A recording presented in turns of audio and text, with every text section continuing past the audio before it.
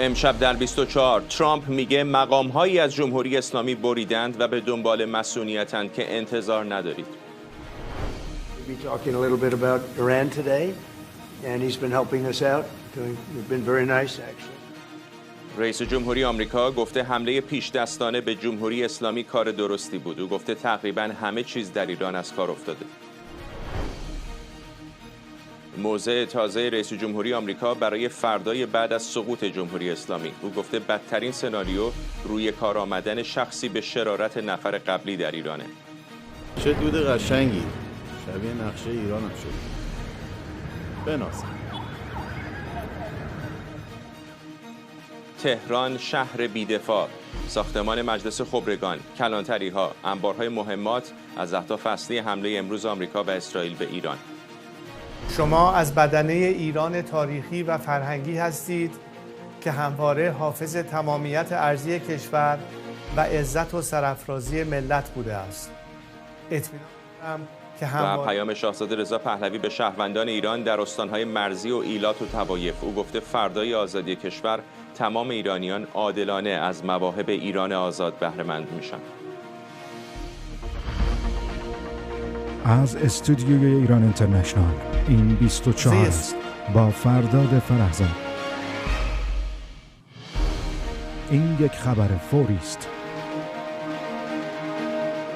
بینندگان ایران اینترنشنال در ایران و سراسر جهان سلام و وقت بخیر. رئیس جمهوری آمریکا ساعتی پیش با اشاره به حملات اخیر در ایران در کاخ سفید گفت اسرائیل واشنگتن را مجبور نکرد که وارد جنگ با ایران بشه، بلکه این تصمیم خود آمریکا بوده.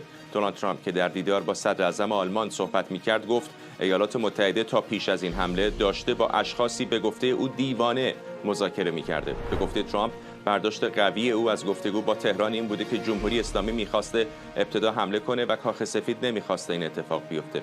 رئیس جمهوری آمریکا در این حال گفته تسلیحات و سامانه‌های پرتاب موشک جمهوری اسلامی در حال اتمامه و بخش بزرگی از ظرفیت موشکیشون هم نابود شده. ترامپ تاکید کرده برخلاف تصور عموم او بوده که اسرائیل رو مجاب به شروع به حمله کرده. نه، شاید من اونا رو مجبور کرده باشم. ببینید ما داشتیم مذاکره می‌کردیم با این دیوونه ها و من به این نتیجه رسیدم که اونا میخوان اول حمله کنن. اونا میخواستن اول حمله میکردن. اگه ما اول حمله نمیکردیم اونها اول حمله میکردن. من قویاً چنین حسی داشتم و ما مذاکره کنندگان خوبی داریم، کسانی که خیلی موفق هستن در مذاکره و تمام زندگیشون مشغول مذاکره بودن و بر اساس نحوه ادامه یافتن مذاکرات من به این نتیجه رسیدم که اونا میخواستن زودتر به ما حمله کنن و من نمیخواستم که چنین بشه. بنابراین شاید بشه اصلا گفت که من اسرائیل رو مجاب کردم و مجبور کردم، ولی خب ما یک تاثیر خیلی قوی داشتیم برای اینکه هر چیزی که داشتن رو تا اینجا زدیم. تعداد موشک‌هاشون به شدت کاهش یافته. واقعا فوق‌العاده است که دارن کشورهایی رو میزنن که بگیم حالا کشورهای بی‌طرف، کشورهایی که مدت‌ها اونجا بودند و اون کشورها تعجب کردن، منم تعجب کردن. یعنی حالا این کشورها قویاً دارن مقابله میکنن. شاید یک روزی در تاریخ بنویسن که چرا اینا چنین کردن. در همین حال نخست وزیر اسرائیل ساعتی پیش گفت کشورش همچنان به حملات به جمهوری اسلامی ادامه میده و وعده داد حزب الله لبنان هم با شدت بیشتری هدف قرار میگیره. بنیامین نتانیاهو در یک پایگاه نیروی هوایی گفت ارتش این کشور همچنان با قدرت به ایران ضربه میزنه و خلبانان این کشور هم در آسمان ایران هستند و هم در آسمان لبنان. همکارانم سمیرا قرایی از وزارت خارجه آمریکا و رضا محدث از اورشلیم با ما هستند. سمیرا، از زمان شروع جنگ این مهمترین شاید کنفرانس مطبوعاتی آقای ترامپ بوده که با جزئیات بسیار زیادی به وضعیت جنگ و آینده ایران اشاره کرده. همینطوره و با آدم مهمی هم نشسته بود، آقای مرز صدر اعظم آلمان که مهمان آقای ترامپ هست امروز اینجا. مهم از این منظر که نشون میده آیا ائتلافی بین ایالات متحده و اون سمت اقیانوس اروپا وجود داره در رویارویی با ایران یا نه. و سوال یک از خبرنگارا هم اتفاقا از آقای ترامپ همین بود که چرا چنین اتحادی الان داره جلوی جمهوری اسلامی مشاهده میشه، که آقای ترامپ هم گفت خیلی نکته خوبی رو بهش اشاره کردی. اون چیزهایی که آقای ترامپ امروز گفت هم در رابطه با کشتار مردم در داخل ایران، هم در رابطه با این چند روز تظاهرات‌های گسترده‌ای که اینجا در ایالات متحده شاهدش بودیم و تشکرهایی که از آقای ترامپ شد، هم در رابطه با رهبری آینده، هم در رابطه با اینکه آیا الان از بدنه نظامی‌های جمهوری اسلامی کسی آمده بیرون یا نه، و هم در رابطه با اینکه مسئله ایالات متحده در این جنگ با جمهوری اسلامی چیه. راجع به همه اینها آقای ترامپ نکات بسیار روشنی رو گفت. مشخصا راجع به جمهوری اسلامی ما روز گذشته کنفرانس خبری پنتاگون رو داشتیم، صحبت آقای ونس رو داشتیم، خود آقای ترامپ هم آمد صحبت کرد. همگی آمدن یک چارچوبی تعیین کردن برای عملیات نظامی ایالات متحده در قبال جمهوری اسلامی. گفتن که ما دنبال این هستیم که توانایی موشکی رو بزنیم، توانایی هسته‌ای رو بزنیم، نیروهای دریایی رو بزنیم. و آقای ترامپ یه دونه دیگه اضافه کرد، گفتش که بحث نیابتی‌ها رو مطرح کرد که پول و تسلیحات ندن. این غایب بود در صحبت‌های آقای هکسس.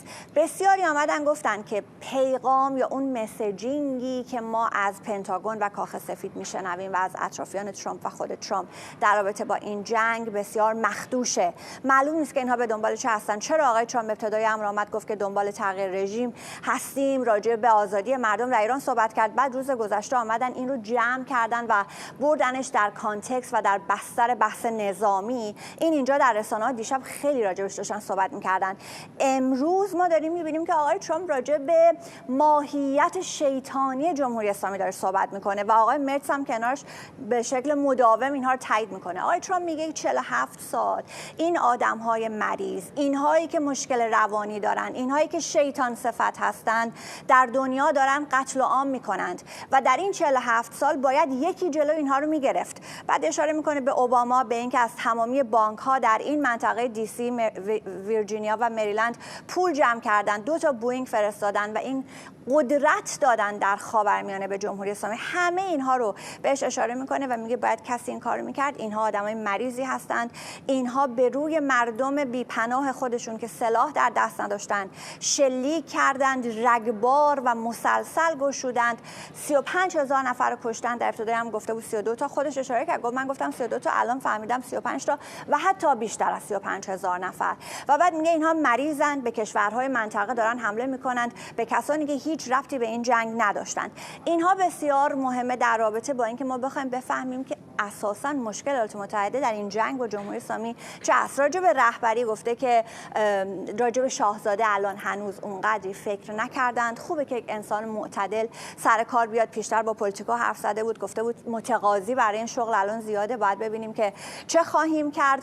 و در مجموع چیزی که الان ما می‌بینیم یک همصدایی هست. از آلمان هم آقای ترامپ خیلی راضیه، از اسپانیا خیلی ناراحت بود و میگفت اینها اصلا کمکی نکردند. از بریتانیا هم ناراحت بود، میگفت استارمر اصلا شبیه چرچیل نیست، ما با چرچیل تلف نیستیم. ولی از نوع عملکرد مرتز خیلی راضی بود. و اون داستانم بگم که به مردم در داخل آمریکا اشاره کرد به اینکه چقدر ازش تشکر کردن. A lot of people are coming forward. A lot of the people you would... کسانی که شاید انتظار نداشتید میخوان که از رژیم ببرن، خواستار مسئولیت هستن و شاید در یک مقطع اینها ریزش کنن، به قول معروف سلاحشون رو زمین بگذارن، ببینیم چی میشه. ولی در این حال ما همزمان داریم ادامه میدیم. نیروی مسلح ما شماره 1 هست در جهان. ما موفق بودیم، ونزوئلا خیلی موفق بودیم، اینجا موفق بودیم. عملیات اولیه چکش نیمه شب خیلی موفق بود.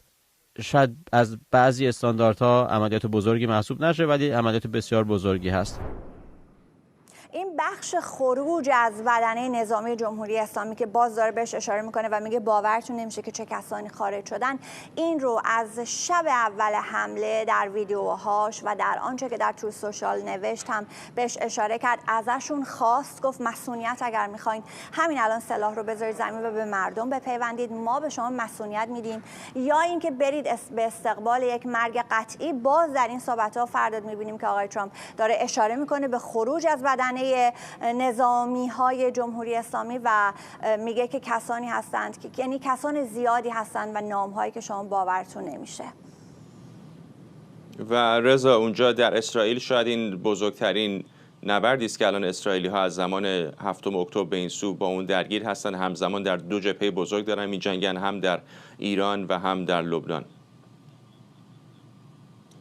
درسته فردا، دقیقا همطوره که میگی. در دو جبهه الان اسرائیلی ها دارن میجنگن. بنیامین نتانیاهو نخست وزیر اسرائیل هم در خبر اشاره کردید از یک پایگاه هوایی دیدار میکرد، گفت هم در آسمان ایران هستیم هم در آسمان لبنان حضور داریم. پیشتر هم شبکه 12 تلویزیون اسرائیل اشاره کرده بود به نقل از مقامات بلندپایه اسرائیلی که چیزی نمونده که کنترل آسمان ایران به دست اسرائیل بیفته. اون هم بنیامین نتانیاهو به اون اشاره کرد، در میان خلبانان گفت شما هم من رو شگفت زده کردید هم دشمن رو شگفت زده کردید با پروازهایی که دارید انجام میدید. ایال زمیر هم اونجا حضور داشت، رئیس ستاد کل ارتش اسرائیل. همچنین اسرائیل کاتس وزیر دفاع اسرائیل، او هم به خلبانان گفت شما در حال شکار پدافندهای هوایی و همچنین لانچرهای حاضر در ایران هستید. گزارش اولیه‌ای که بعد از ظهر امروز ارتش اسرائیل منتشر کرد این بود که 60 پرواز انجام دادن در غرب ایران و 10 ها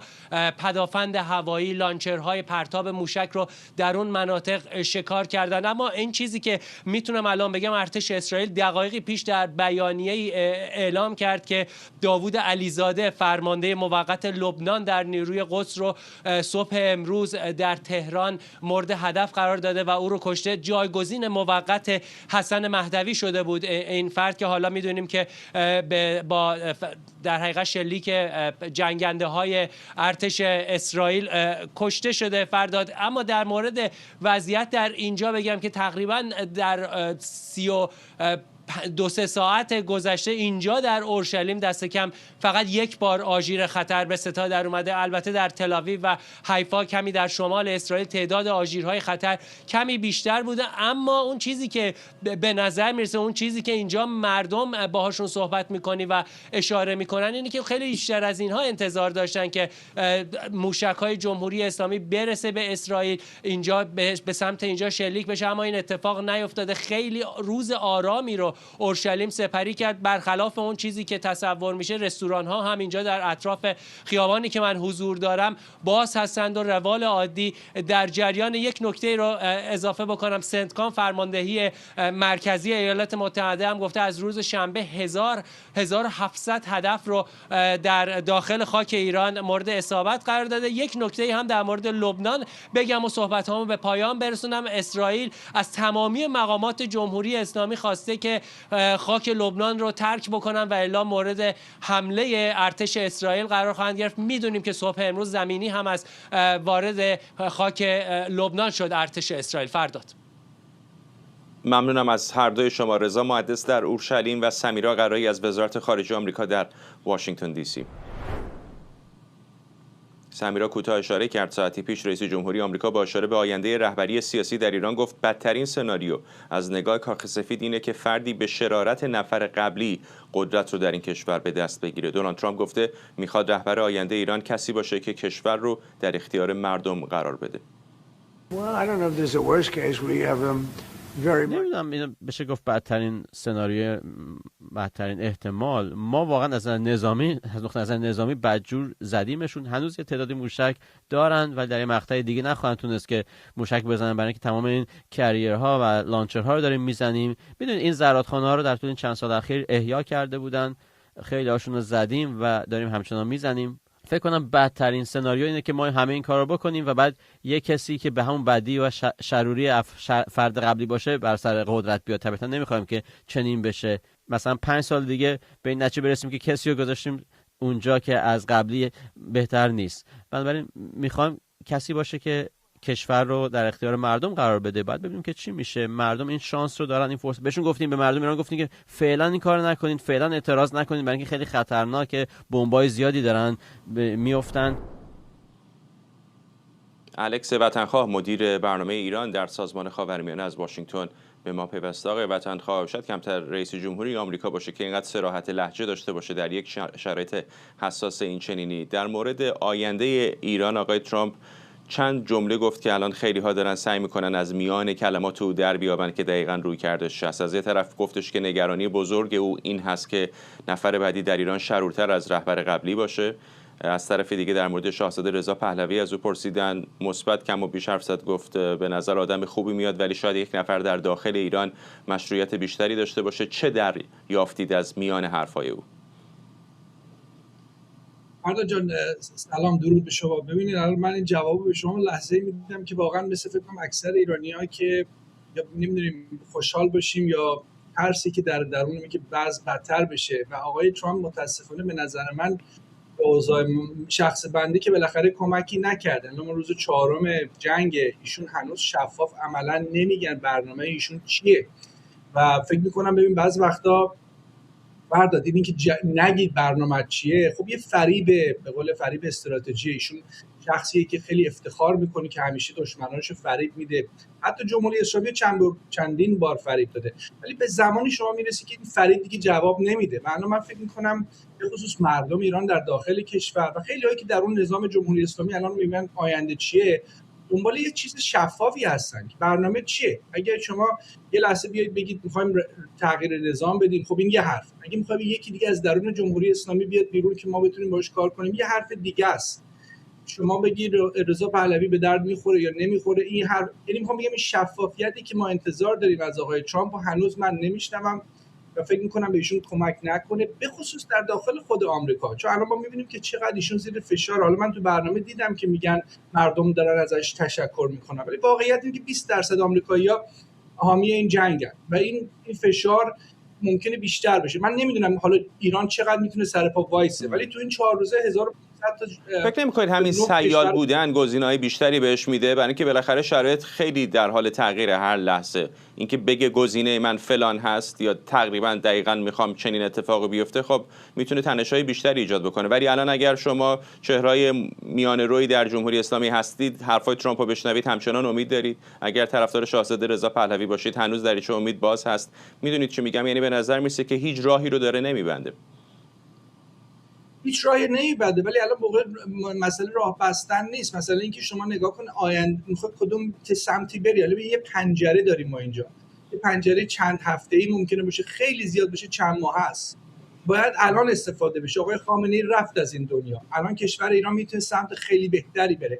باید بخشی از بدنه نظام رو با خودت بیاری، نه اونایی که دستشون تو خون مردم ایران آلوده است، اونایی که کارشون جداست.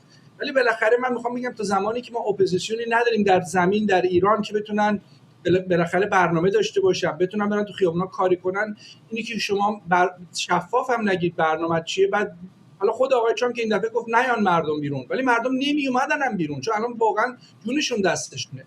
من میگم این شفافیت الان زمان شفافیته. شما که رئیس جمهور آمریکا هستی، همه چیزا به شماست. این موقع دیگه نباید با سیاست بازی کنید. الان خیلی هم میترسن که مثلا این بعضیا که حالا اقلیت کرد ایران و اونایی که میخوان جداشن از ایران، صحبت از این میشه ممکن است کشور رو یه سمت دیگه بره. اینا همه به نظر من چیزای منفیه. شما با یه ذره صحبت شفاف کردن به نظر من میتونید هم تو آمریکا، ولی البته بعد اینم بگم تو آمریکا خیلی برای سخته بیاد کیسشو به جلوی مردم آمریکا بذاره که من دارم کاری میکنم که همیشه تو به قول معروف زندگی سیاسی میگفتم نباید بکنیم، کشور ساختن در خاورمیانه، ولی خودم حالا شروع کردم در ایران میخوام دنبال رژیم چنج و تغییر نظام برم. کار سیاسی خیلی سختیه براش توی آمریکا، ولی میتونه این کارو بکنه و اگه جواب مثبت بده میتونه قهرمان ملی هم ایرانیا باشه، خیلی هم که تو آمریکا طرفدارشن. ولی بعد اول شما برنامه داشته باشی. همینجوری که شما تو برنامه‌تون چند لحظه پیش شنیدیم، ما از مقامات مختلف آمریکا چیزهای مختلف میشنویم و هنوز تو آمریکا اینا نگفتن واقعا برنامه چیه و همه نشستیم و داریم نگاه میکنیم که حالا ایشون واقعا یه برنامه دراز مدت دارن یا فقط یه برنامه نظامی بود ولی پشتش یه برنامه جدی سیاسی نیست. برآورد خود شما چه هست؟ بالاخره قدرت‌های مختلف الان همه کارتاشون رو تقریبا روی زمین دارن نشون میدن. به نظرتون از اینجا به بعد به کدام سمت خواهیم رفت؟ ببین اگه اونایی که تو جمهوری اسلامی هنوز کشته نشدن و یه آینده‌ای برای خودشون می‌خوان، یه ذره عقل داشته باشن، باید قبول کنن آقای خامنه‌ای برای ایران یک فاجعه بود. مملکت به اینجا آورد. و اگه بخوان این راه ادامه بدن، اونا هم به سمت همین آقای خامنه‌ای میرن. حالا آقای ترامپ نکنه یکی دیگه میاد 4 سالگی یخشون رو میگیره به قول معروف. یعنی میخوام بگم یه لحظه‌ای که هم اونایی که در ایران هستن، هم مردم، هم بخش نظام، بالاخره من میگم من باید خیلی اینو تکرار کنم، اونایی که دستشون رو خون مردم آلوده است نمیتونن تو هر نظام آینده‌ای شرکت کنن چون کارشون جداست. ولی خیلی بدنه نظام بالاخره میتونه مدیریت کنه کشور که به سمت چیزای تحولات بدتر نره کشور. اما ما داریم شاهد هستیم که آمریکا و اسرائیل ممکنه چندین هفته و چندین ماه تمام منافع ملی زیر خطر میفته. یعنی میخوام بگم یه دونه پنجره کوچیک داریم فردا الان، یه وقتی کوچیک داریم. آقای خامنه‌ای رفت، نظام مثلا بگیم تغییر کرد. وقتی خامنه‌ای نباشه نظام یعنی تغییر کرد. حالا اونایی که میخوان کشور رو نجات بدن دیگه باید جمهوری اسلامی بذاری کنار. الان صحبت از چجوری میتونی ایران رو نجات بدی. همونایی که در داخلن، همونایی که در خارجن، آمریکا میتونه کمک کنه. اون وقت امید باید باشه که کشور بتونه سمت مثبت بره. یعنی اینا برمیگره خیلیاش به این که آقای ترامپ چقدر واقعا حوصله داره تو این قضیه بمونه و چقدر از نظر سیاسی ممکنه خودشو زودتر از اونی که باید کنار بکشونه. امیدوارم نکشونه، امیدوارم حوصله‌شو داشته باشه، چون وگرنه خودش به چیزی از استراتژی گیرش میاد. حالا آقای خامنه‌ای کشته ولی جمهوری اسلامی سر پا بمونه که یعنی چی از نظر استراتژی چی به دستش و ایشون شهید کردن، همونی که خود آقای خامنه‌ای هم می‌خواست شهید بشه و شهید شد به قول خودش. ولی میگم آقای امیدوارم که آقای ترامپ حوصله‌شو داشته باشه تو این جریان بمونه، خودشو زود کنار نکشه و ولی واقعا نمیدونم حالا میتونه یا نه، چون برمیگرده به فشارهای سیاسی که تو این کشور داره و این سال مهمیه. سال 2026 برای ترامپ از نظر سیاست اون داخلی خیلی سال حساسی و حواسش هم به مهره‌های مختلف باید باشه.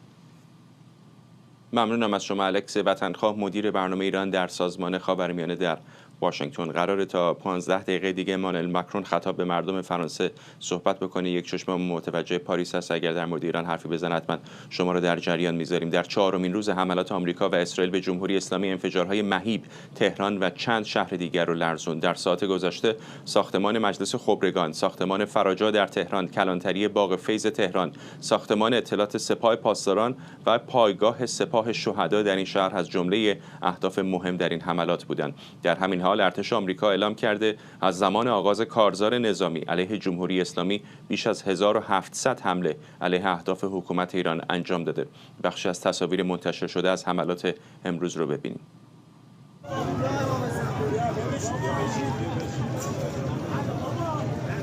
ساختمان خبرگان میدان رسالت همین 2-3 دقیقه پیش بابا پراکنده شده کتابای نفسو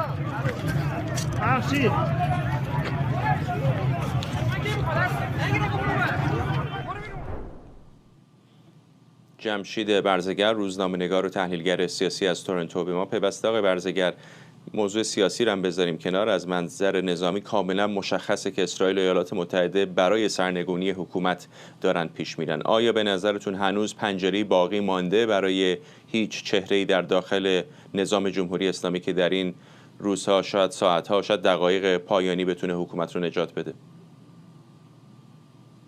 با سلام به شما آقای فرزاد. همونطور که اشاره کردید البته هم از نظر سیاسی هم نظامی رویکرد آمریکا و اسرائیل کاملا مشخص شده در اظهار نظرهای متفاوتی که از مقامهای ارشد دو کشور شنیدیم، از جمله خود آقای ترامپ و آقای نتانیاهو. کاملا مشخص هست که در واقع هیچ رویکردی، هیچ برنامه‌ای برای تداوم جمهوری اسلامی به هر شکلش در دستور کار قرار نداره. از نظر نظامی که شما اشاره کردید، خب می‌بینیم که علاوه بر علی خامنه‌ای بسیاری از مقام‌های ارشد دیگر هدف قرار گرفتند. مجلس خبرگان رهبری هدف قرار گرفته، نهاد ساختمان شورای عالی امنیت ملی و بسیاری از مراکز قدرت جمهوری اسلامی. همونطور که خود آقای ترامپ گفتند تا لایه‌های دوم و سوم کسانی که احتمال جانشینی آنها مطرح بود یا میتوانستند نقش مؤثری در این زمینه ایفا بکنند، در واقع اینها نابود شدند، کشته شدند و فضای سیاسی به طور کامل تغییر کرده. بنابراین به نظر نمیرسه به هیچ عنوان که تداوم جمهوری اسلامی به هر شکلی مورد پذیرش باشه، مخصوصا از طرف اسرائیل که متحد اصلی است و نقش بسیار جدی در عرصه نظامی در این جنگ داره. بنابراین این نکته رو باید به طور جدی مد نظر قرار داد که جمهوری اسلامی عملاً از هم فرو پاشیده. با در واقع این شرایطی که ما مشاهده میکنیم جایی برای این کار وجود نداره. با حملاتی که جمهوری اسلامی به 11 کشور در منطقه انجام داده، کشوری مثل قطر که نقش جدی در حمایت از جمهوری اسلامی در همه این سالها ایفا کرده، یا حتی عمان که نقش میانجیگر رو ایفا میکرده، میبینیم که امروز در صف مقدم قرار گرفتن و بنابراین هم فشارهای منطقه‌ای هم وضعیتی که در داخل ایران هست این امکان رو نمیده.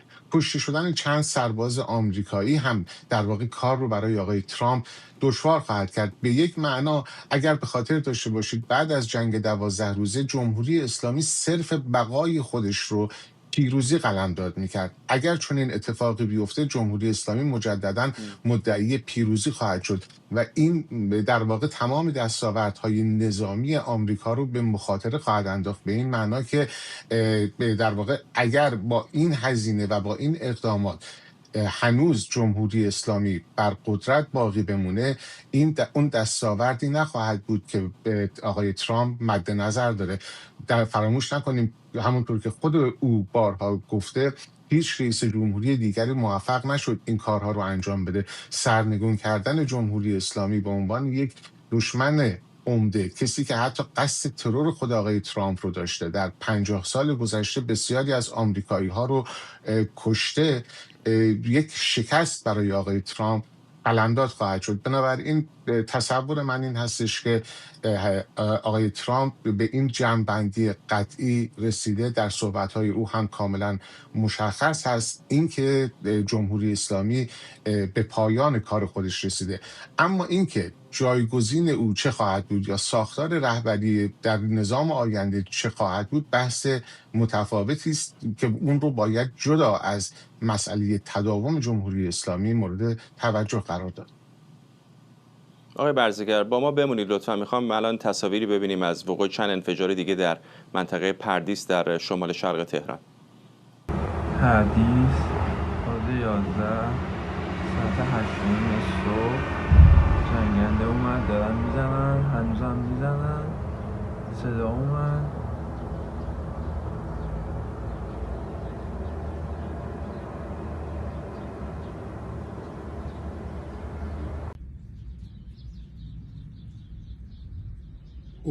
اینجوری زد.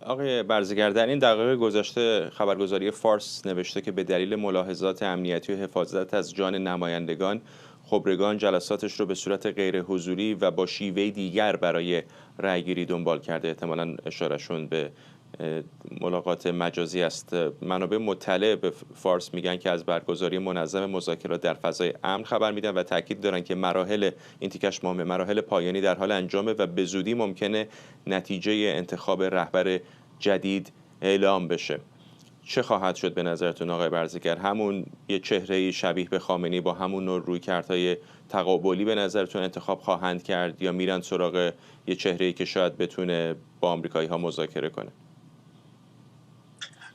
به نظر من تفاوت عمده‌ای نداره مگر در این مورد که در واقع اگر کسی رو بتوانند انتخاب بکنن بیاد و در واقع شرایط ترامپ رو بپذیره، به اون خواسته‌ای که داشته یعنی زمین گذاشتن اسلحه رضایت بده و تسلیم بشه. در غیر این صورت اساساً تفاوتی نمی‌کنه، مثل بسیاری از اقدامات دیگری که جمهوری اسلامی انجام داده و در تعیین مسیر حوادث نقش عمده‌ای نداشته. شما در نظر ببینید کسی که به عنوان سرپرست وزارت دفاع انتخاب شد 1 روز بعد از انتصابش کشته شد، یا این موضوع رو ما مثلا در مورد حسن نصرالله دیدیم که جانشین او کشته شد. بنابراین مسئله این که حتی اگر به مجلس خبرگان رهبری موفق بشه در این شرایط جانشین برای علی خامنه‌ای منصوب بکنه، این احتمال به طور بسیار بسیار جدی وجود داره که جانشین او هم کشته بشه. من فکر میکنم که در شرایط کنونی آمریکا به این نتیجه قطعی رسیده که باید پرونده جمهوری اسلامی رو ببنده، اما اینکه روند انتخاب جانشین او بیرون از ساختار کنونی قدرت چگونه باشه بحثی متفاوت که در واقع تابع شرایط متفاوتی است، به ویژه با صحبت‌هایی که امروز آقای ترامپ در مورد شاهزاده رضا پهلوی مطرح کرد. انتظار نمیره، الگوی رفتاری ترامپ هم نشون داده که او هر آنچه رو که مد نظر داره ضرورتاً در مقابل خبرنگاران به شکل علنی مطرح نمیکنه. ضمن اینکه در واقع نیروهای روی زمین و واقعیت روی زمین رو هم باید در نظر گرفت. اکثریت مردم ایران حمایت خودشون رو از شاهزاده رضا پهلوی اعلام کردند، اما نیروهای سیاسی دیگری هم وجود دارند که اونها هم نقش عمده‌ای میتونن در روند حوادث در واقع ایفا بکنن. بنابراین این دو موضوع رو به نظر من باید جدای از هم در نظر گرفت. یکی بسته شدن پرونده جمهوری اسلامی و دیگر این که روند حوادث و در واقع تعیین رهبر به ویژه در دوران گذارت‌ها رسیدن به مرحله انتخاباتی که در اون مردم ایران بتونن رأی و نظر خودشون رو اعلام بکنن. این دو موضوع در واقع اینها به موازات هم باید مورد توجه قرار بگیره. ممنونم. جمشید برزگر، روزنامه‌نگار و تحلیلگر سیاسی از تورنتو کانادا. مارکو روبیو وزیر خارجه آمریکا تا ساعتی دیگه در جلسه مشترک کنگره آمریکا درباره حملات آمریکا و اسرائیل به ایران به نمایندگان توضیح میده. آقای روبیو دیروز هم در کنگره با شماری از اعضای بلندپایه کنگره درباره جنگ گفتگو کرده بود. در همین حال صدر اعظم آلمان ساعتی پیش در دیدار با دونالد ترامپ در کاخ سفید گفت برلین در مورد حذف رژیم جمهوری اسلامی با واشنگتن هم نظره. فریدریش مرتز اظهار امیدواری کرد تا این جنگ به سرعت تموم بشه. همونطور که من در آلمان گفتم، در این 2 روز اخیر ما حمایت میکنیم از ایالات متحده و اسرائیل که از شر این رژیم وحشتناک تروریستی خلاص بشن و الان داریم به روز بعد از این رژیم میاندیشیم. بعد ببینیم که بعد از اینکه این رژیم کارش تمام شده چه خواهیم کرد. باید که استراتژی داشته باشیم برای کل منطقه و طبیعتاً منفعت ما ایجاب میکنه که یک رویکرد مشترک داشته باشیم. این نه فقط برای آمریکا مهمه، بلکه برای اروپا هم مهمه، برای اسرائیل هم مهمه، برای امنیت همه ما. بنابراین باید به دنبال راههایی باشیم که به فردای بعد از رژیم هم فکر کنیم. همکارانم نیلوفر پور ابراهیم از وین و مرضیه حسینی از کنگره آمریکا با ما هستن. مرضیه، با تو شروع میکنم. در مورد دیدار امروز مارکو روبیو بگو با نمایندگان کنگره. فرداد، الان اینجا راهروهای کنگره پر از افراد دستگاه ترامپ، افرادی که در سطوح مختلف اینجا در کنگره حضور دارن، در جلسات محرمانه عمومی، در اتاق سناتورها و افراد کنگره دارن تلاش میکنن که اونها رو توجیه بکنن که فردا و پس فردا که قرار هست رأیگیری صورت بگیره در مجلس سنا و در مجلس نمایندگان، اینها به لایحه‌ای رأی ندن که صلاحیت جنگی ترامپ رو محدود بکنه. آقای روبیو دومین روز هست که اینجا قرار هست در کنگره حاضر بشه با همه کابینه جنگی آقای ترامپ. یه ساعت دیگه تقریبا جلسه هست و ما هم بعد از این لایو میریم همون سمت. صحبت هایی که من میشنوم از افراد کابینه ترامپ این هست که اینها دارن سعی میکنن یک روایت منسجم رو ارائه بدن. یک، ما برای تغییر رژیم حمله نکردیم، خوشحال میشیم اگر تغییر رژیم توسط مردم رخ بده، اما هدف ما از حمله به جمهوری اسلامی مقابله با برنامه موشکی جمهوری اسلامی هست. آقای روبیو و افرادش مدام اینجا در کنگره دارن تکرار میکنن، میگن جمهوری اسلامی در ماه 100 تا موشک درست میکرد، ما در ماه حدود 6 یا 7 تا موشک رهگیر درست میکردیم. نکردیم. این یعنی تهدید، این یعنی 1 سال بعد جمهوری اسلامی به جایی میرسید که تمام جهان رو گروگان میگرفت. و اگر از ما بپرسید چرا ما نگذاشتیم اول اونا حمله کنن و بعد ما پاسخ بدیم، به خاطر اینکه تلفات نظامی ما افزایش پیدا میکرد. این استدلال رو به قاطعیت توسط آقای روبیو در روزهای گذشته ما میشنیم و امروز هم قرار هست در جلسه محرمانه با تمام 534 نفر عضو کنگره آمریکا این موضوع رو مطرح کنه. روز گذشته هم آقای روبیو گفتش ما هیچ کار غیرقانونی نکردیم. ما گفت من هفته گذشته وزیر خارجه آمریکا گفت یک جلسه برگزار کردم حضوری، گفت نمیتونستم به تمام 535 نفر عضو کنگره آمریکا خبر بدم که ما قرار هست به ایران حمله کنیم. به اون 8 نفر اصلی گفتم و شب قبل از حمله هم خودم بهشون زنگ زدم و در جریان بودن. بعد از 48 ساعت هم نامه فرستادیم. الان هم که میبینید وزیر خارجه اینجاست، 2 روز هست اینجا داریم براتون توضیح میدیم کار غیرقانونی نکردیم، پای سرباز آمریکا وارد ایران نشده و قرار هم نیست بشه و داره سعی میکنه از طریق این استدلال ها اونها رو متقاعد بکنه که رأی ندن، اگرچه شانس رأیگیری بسیار رأیگیری انجام میشه هم در مجلس نمایندگان هم در مجلس سنا، اما در مجلس سنا اونها حداقل 5 رأی از اعضای حزب جمهوری خواه نیاز دارن که تقریبا هیچ کدوم از این 5 رأی رو تا به این لحظه که داریم صحبت میکنیم ندارن و در مجلس نمایندگان هم آقای خود مایک جانسون به شدت در تلاش هست که آرای جمهوری خواه رو منسجم بکنه که مانع از این رأیگیری بشه و مانع از تصویب این قطعنامه بشه. تا به اینجای کار به نظر میرسه اتفاقی نخواهد افتاد، اگرچه امروز و فردا تعیین کننده خواهد بود. نیلوفر، همین الان که داریم صحبت میکنیم آژانس‌ها دارن میگن که قرار هست آقای مرتز دوباره کنفرانس مطبوعاتی هم بذاره. در فرانسه هم میدونم که امانوئل مکرون میخواد صحبت بکنه یا صحبت کرده که قراره پخش بکنن، احتمالاً در مورد ایران هست. اونجا در وین هستی، مقر سازمان بین‌المللی آژانس بین‌المللی انرژی اتمی، کلی تحول داره در پایتخت‌های اروپایی هم میفته. یک جنبندی به ما بده از اینکه اروپایی‌ها الان کجا ایستادن. بله فرداد، باید بگم امانوئل مکرون صحبت‌های خودش رو شروع کرده. معمولا در شرایط خاص امانوئل مکرون به این شکل میاد مقابل دوربین رسانه‌های فرانسه قرار میگیره و پیامی رو به مردم فرانسه میده برای معمولا آرام کردن اونها یا اعلام موضع یا سیاست‌هایی که فرانسه داره میگیره در قبال اتفاقاتی خاص. در این مورد در مورد آنچه که در خاورمیانه در حال حاضر داره اتفاق میفته. آقای مکرون در ابتدای صحبت‌هاش به این اشاره کرد که مسئولیت اولیه آنچه که داره اتفاق میفته و این بحران و تنش جمهوری اسلامی به دلیل برنامه هستش، برنامه موشکیش، گروه‌های نیابتیش که در منطقه مستقر کرده، تنشی که در منطقه ایجاد میکنه و بعد از اون به دلیل سرکوب مردم خودش به خصوص کشتاری که در ماه ژانویه انجام داده. با وجود این فرانسه میگه که راه حل یا آنچه که فرانسه انتظار میره یا از اون حمایت میکنه راه حل نظامی نیست، اما با وجود این به این اشاره میکنه که از متحدان خودش در منطقه حمایت میکنه و در صورت لزوم به اونها کمک رسانی خواهد کرد. اشاره میکنه به توافقهای امنیتی و دفاعی که با برخی از این کشورها که حالا مورد حمله قرار گرفتند فرانسه داره، از جمله با کویت، قطر و امارات، و در این صورت فرانسه باید کمک بکنه هر زمانی که اونها لازم داشته باشند. میگه همینطور با عراق یا مصر هم به دلیل روابط استراتژیکی که دارن چنین اقداماتی رو انجام خواهند داد. به همین دلیل که آقای مکرون برای اولین بار داره میگه که فرانسه کمک کرده به رهگیری و همینطور انهدام پهپادها یا موشک‌هایی که در آسمان این کشورها مشاهده شده و در کنار این کشورها بوده و همین حالا هم تمهیداتی رو در نظر گرفته مثل ارسال قفل‌های فرانسوی، جنگنده‌های فرانسوی و همینطور سامانه‌های رهگیری و انهدام پهپادها. اشاره میکنه به وضعیت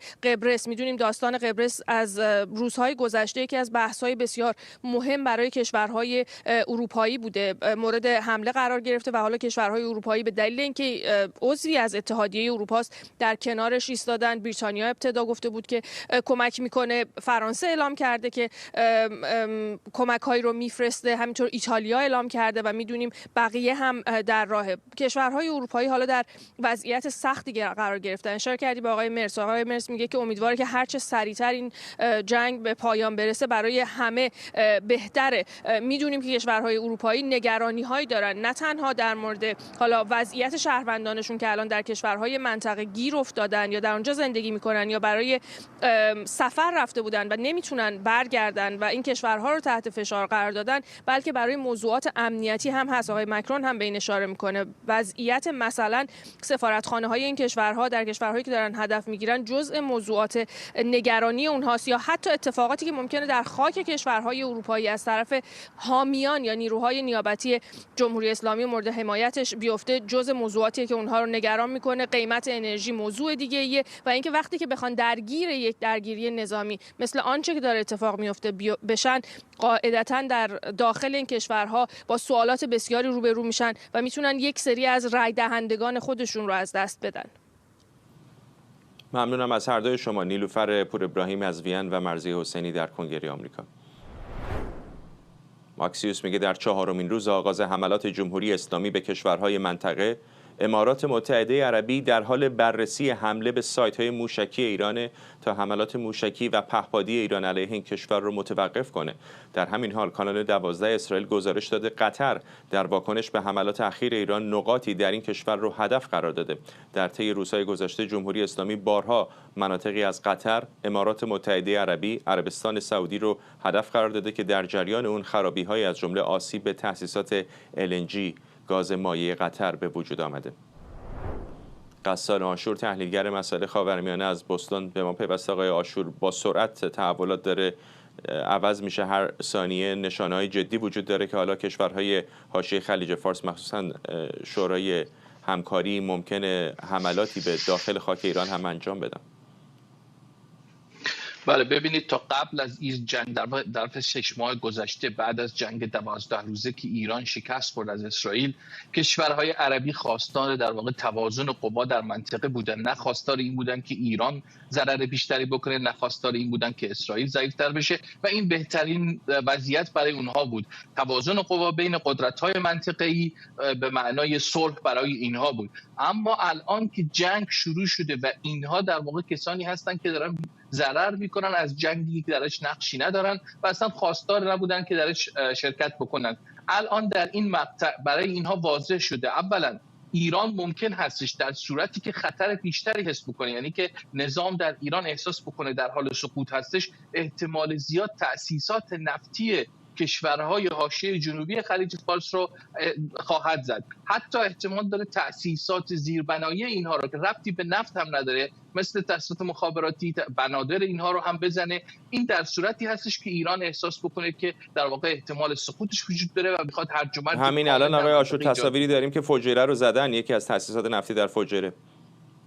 بله، اینها الان هشدارهایی هست که ایران داره میده که ما ببینید ما الان میتونیم اینجا رو بزنیم اونجا رو بزنیم، اگر لازم بشه کل اینها رو میتونیم بزنیم. اینها در واقع اهداف نرم هستند، به راحتی زده میشن، برخلاف اهداف نظامی که در واقع تأسیسات نظامی به سختی میشه اینها رو زد. ایران مثلا 10 تا موشک میفرسته، یکی یا 2 تاشون به هدف میرسه. اینها در واقع نرم هستند و اگه ایران اینها رو موشک باران بکنه احتمال زیاد بیشتر موشک‌هاست و پهپادهاش به این مناطق خواهد بود. تأسیسات نفتی حتی اگر یه پهپاد بهشون بخوره احتمالاً کل تأسیسات نفتی از در واقع یه منطقه از مدار خارج میشه. برای این بسیار راحت‌تر هست برای ایران بزنه. الان کشورهای منطقه به این نتیجه رسیدن که احتمال داره ایران اینها رو بزنه. مسئله دومی که اینها بهش رسیدن این هستش که اصولاً الان ایران کاملا تضعیف شده، سیستم هوایی نداره. این در داخل خود ایران نمیتونن جلوی ورود هیچ هواپیما یا موشکی رو به داخل ایران بگیرن. سیستم دریاییش یا ناوگان دریاییش هم در واقع فلج شده و به تهدیدی برای کشورهای منطقه ایجاد نخواهد کرد در آینده نزدیک و حتی بعد از اون. برای اینها الان میتونن از خودشون در مقابل ایران دفاع بکنن بدون اینکه ایران بتونه کار بیشتری از زدن تأسیسات اینها انجام بده. در واقع در مرحله‌ای هستن که میتونن به طور مستقیم وارد جنگ با ایران بشن و سعی بکنن که اون در واقع به ایران پیغام متقابلی بدن که اگر شما ادامه بدید و بخواید تأسیسات نفتی و زیربنایی رو ما رو بزنید، ما هم میتونیم ایران رو بزنیم. الان که شما سیستم ضد هوایی ندارید، الان که ناوگانتون در دریای عمان غرق شده، الان که تحت فشار مستقیم آمریکا و اسرائیل هستید، بهتر هستش با ما هم وارد جنگ نشیم. و این خبرهایی که داره میاد به خاطر همین هم هستش، در واقع به ایران دارن هشدار متقابل میدن. اگر لازم بشه احتمالاً اینها وارد جنگ مستقیم با ایران خواهند شد، فقط به خاطر اینکه بتونن تأسیسات در واقع موشکی ایران رو بزنن. اینها هدفشون این نیست که به طور متقابل بیان تأسیسات نفتی ایران رو بزنن. ممنونم از شما. غسان آشور، تحلیلگر مسائل خاورمیانه از بوستون در ماساچوست. ساعتی پیش شاهزاده رضا پهلوی در پیامی خطاب به ایرانیان ساکن در استانهای مرزی، ایلات و طوایف به اونها اطمینان داده در حکومت دموکراتیک بعدی و در فردای ایران به گفته او بر پایه حقوق شهروندی برابر دیگر مورد تبعیض قرار نمیگیرند. شاهزاده رضا پهلوی تاکید کرده نیروهای فرصت طلبی که چشم به خاک ایران دارند قادر به این کار نخواهند بود.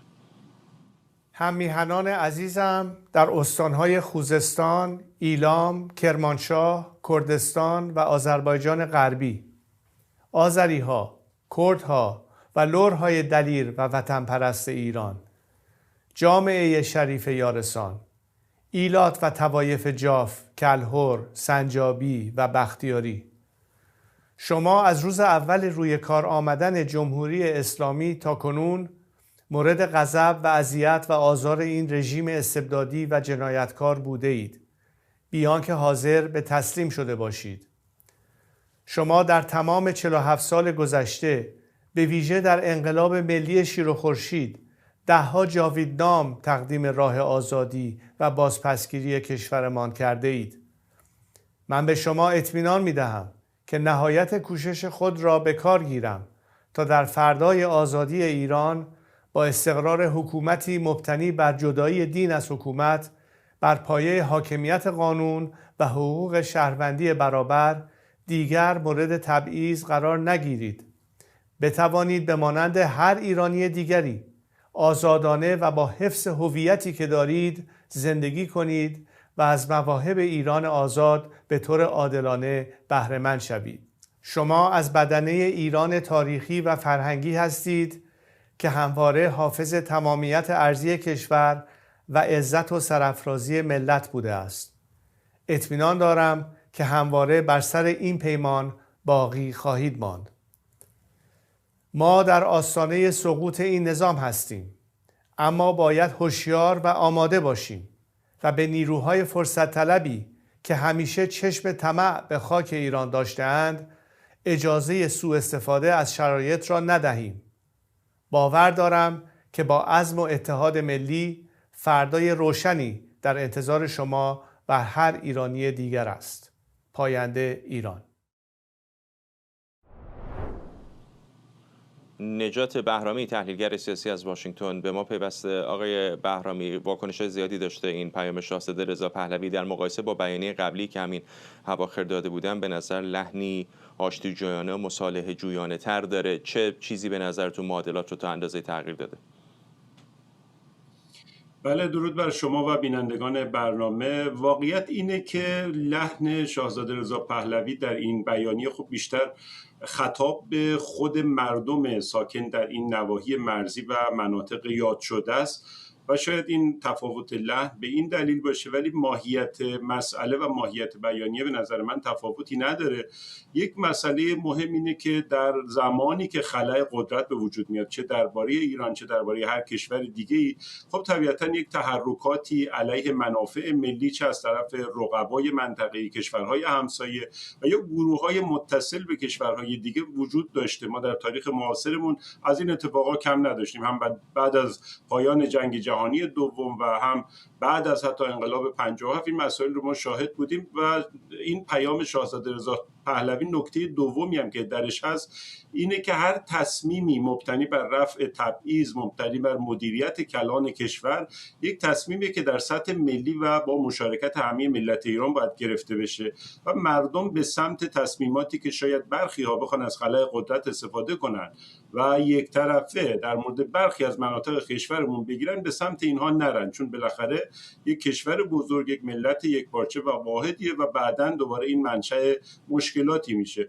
من به نظرم همین مسئله است. ولی خب این که تبعیض‌ها وجود داشته، این که اجحاف در حق بسیاری از مناطق، مخصوصا مناطق مرزی، مخصوصا برخی از گروه‌های اجتماعی که خب به واسطه مسئله مذهب جمهوری اسلامی در حق اونها تبعیض روا داشته، این اصلا چیزی قابل کتمان نیست، این همیشه وجود داشته و اختلاف‌ها بین نیروهای ملی و نیروهای به اصطلاح بنده قومگرا سر اینه که اونها میگن قومیه، ما میگیم نه مذهبی هست و اون بحث به هر حال محرومیت‌هایی که ناشی از توسعه نامتوازن و مسائل دیگه است. من نظرم در مورد این بیانیه به این شکل. آقای بهرامی لطفاً با ما بمونید. حتما دیدید خودتون دیگه، ساعتی پیش دونالد ترامپ در کاخ سفید در پاسخ به پرسشی درباره نقش شاهزاده رضا پهلوی در آینده ایران گفت فکر میکنه بعضی‌ها او رو دوست دارن اما او هنوز خیلی به پهلوی فکر نکرده. فکر میکنم که بعضی‌ها دوستش دارن، ما خیلی بهش فکر نکردیم هنوز. به نظر من میاد که شاید کسی از داخل ممکنه که مناسب‌تر باشه، ولی او به نظر میرسه که فرد خیلی خوبیه. برای من به نظر میرسه که کسی که اونجا باشه و الان محبوبم باشه اگه چنین کسی وجود داشته باشه. ولی خب کسانی مثل شاهزاده هستن، کسانی که میدونید معتدل باشن، میدونید این رادیکالا که فقط آدمکشی بلد بودن. آقای بهرامی میبینید در مورد خود شخص شاهزاده مثبت صحبت میکنه اما میگه شاید کسانی از داخل بهتر باشن. این حرفای آقای ترامپ رو داریم، گفتگوهایی که گفته میشه با بعضی از رهبران احزاب کرد انجام شده رو در این حال داریم. چقدر این شما و طرفداران شاهزاده رو نگران میکنه؟ به نظر من اصلا نگران کننده نبود به چند دلیل. یکی اینکه صحبت‌های ترامپ رو مخصوصا راجع به اون مواجهش با مسئله ایران و جمهوری اسلامی رو اگر دوباره مرور کنیم، حتی قبل از جنگ 12 روزه پر از چنین تناقض‌هایی بود. البته اسمش تناقض نیست، یک جور به هر حال شگردیه که ایشون بهش شهره شده، یک چیزی میگه و در عمل پشت پرده تصمیم دیگه‌ای گرفته شده. یکی این مسئله است و خیلی رو همیشه غافلگیر میکنه، حتی رسانه‌های نزدیک به دولت امریکا رو. مسئله دوم اینه که خب یک اشاره دیگه‌ای داشت، این که یک فرد معتدل پیدا کنیم در داخل و ایشون بعداً بیاد جلو و حکومت رو تحویل مردم بده.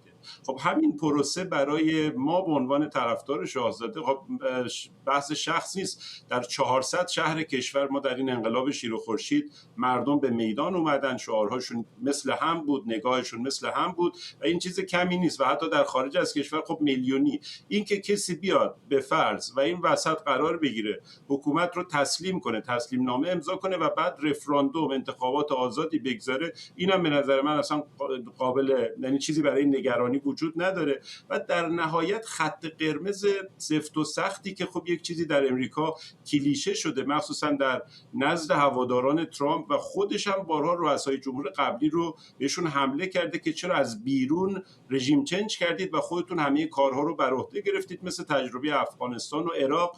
الان دیگه برای ترامپ خیلی بده که بیاد بگه بله کسی که بیرون از کشور الان ما اینو میبریم رهبر ایران میکنه. هم برای ترامپ بده، هم اصولا مردم ایران و شخص شاهزاده هم چنین چیزی نمیخوان و ترامپ به نظر من بیشتر خط قرمز خودشو داره رعایت میکنه که به هوادارانش بگه همون آش و همون کاسه عراق و افغانستان در سال 2001 و 2003 نشد و به نظر من این هم یک جور ردگم کنی برای مسئول ماندن از انتقادات داخلیه، نه چیز دیگه. به این دلایل به نظر من اصلا جای نگرانی نبود و همچنان هم تنها کسی که مطرح میشه چه از طرف خبرنگارا چه دولت مردان امریکا خب شخص رهبر انقلاب ملی هست و این هم چیز عجیبی نیست به نظر من. خیلی کوتاه زیر 1 دقیقه اگر بفرمایید. او بارها گفته که حتی قبل از سقوط جمهوری اسلامی حاضر به ایران بره. آیا به نظرتون الان در اون روزها هستیم؟ چقدر دیگه ممکن هستش که در روزها هفته‌های آینده او برای تحکیم موقعیتش به تهران بره؟ من سرعت فروپاشی جمهوری اسلامی بیش از حد بود، یعنی یه چیزی که هیچ کس باور نداشت و ترامپ هم دیروز به این اذعان کرد. من فکر میکنم در نهایت اینکه جمهوری اسلامی اون چهره‌های اصلیش یا تسلیم بشن یا حذف بشن دیگه از ساختار سرکوب چه سخت افزاری و چه نرم افزاری چیز زیادی باقی نمونده و در آن فرو میپاشه. شاید الان این بسیجی‌ها در خیابان‌ها بیان و برن ولی به نظر من اینا اهمیت نداره و جمهوری اسلامی در آستانه فروپاشی بعید نیست که ما به زودی شاهد حضور شاهزاده در ایران باشیم. ممنونم از شما نجات بهرامی، تحلیلگر سیاسی از واشنگتن با ما. و ممنونم از شما که بیننده این ویژه برنامه 24 بودید. پوشش ویژه ایران اینترنشنال از تحولات ایران از جنگ ایالات متحده و اسرائیل با جمهوری اسلامی در ساعت‌های پیش رو هم ادامه خواهد داشت. این برنامه رو کمی دیرتر میتونید در یوتیوب دوباره ببینید.